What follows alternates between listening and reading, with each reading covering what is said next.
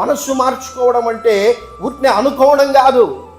సర్లే, నేను ఇప్పటి నుంచి మంచిగా జీవిస్తా, ఇప్పటి నుంచి నేను పాపం చేయను, ఇప్పటి నుంచి అక్రమ సంబంధాన్ని విడిచిపెడతా, ఇప్పటి నుంచి ఆ చెడు స్నేహాన్ని విడిచిపెడతానని అనుకోవడం కాదు. నీవు దేవుని యొక్క ఉపదేశాన్ని వింటూ దాన్ని గైకొనాలి. చాలామంది దేవుని వాక్యాన్ని వింటూ ఉన్నారు. ఈ దినాల్లో యూట్యూబ్ ద్వారా, టీవీ ద్వారా, ఇలాంటి కూడికల ద్వారా, మందిరముల ద్వారా అనేక విధములుగా దేవుని యొక్క వాక్యము సమృద్ధిగా ప్రకటించబడుతోంది. విశ్వాసులు కూడా దేవుని వాక్యాన్ని వినడం ఆశీర్వాదం అని ఎంచి చాలామంది చాలా వర్తమానాలు వింటూ ఉన్నారు. హైదరాబాద్ లాంటి ప్రదేశాల్లో అయితే వారు ఉదయం ఒక పెద్ద సంఘానికి వెళ్తే మధ్యాహ్నం ఇంకొక పెద్ద సంఘానికి వెళ్తారు.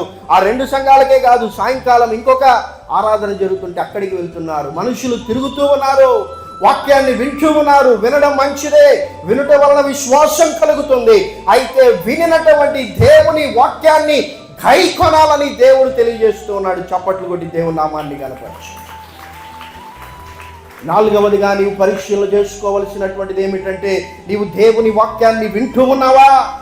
దేవుని వాక్యాన్ని విని గైకొంటూ ఉన్నావా?